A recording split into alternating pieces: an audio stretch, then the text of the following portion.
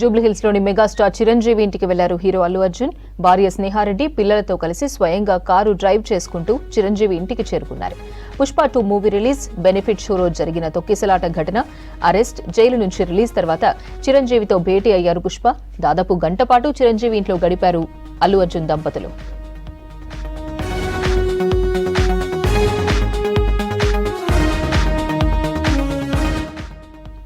సంధ్యా థియేటర్లో ఇటీవల జరిగిన తొక్కిసలాట ఘటనలో మహిళ చనిపోయింది. ఈ ఘటనలో అల్లు అర్జున్ పై కేసు నమోదైంది.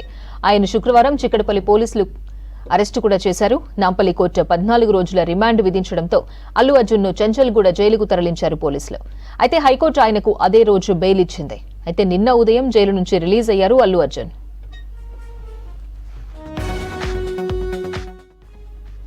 అల్లు అర్జున్ అరెస్ట్ టైంలో ఆయన కుటుంబానికి అండగా నిలిచింది మెగాస్టార్ ఫ్యామిలీ. చిరంజీవి స్వయంగా అల్లు అరవింద్ ఇంటికి వెళ్లి కలిశారు. నిన్న జైలు నుంచి రిలీజ్ అయిన అల్లు అర్జున్ ను కలిశారు చిరంజీవి సతీమణి సురేఖ.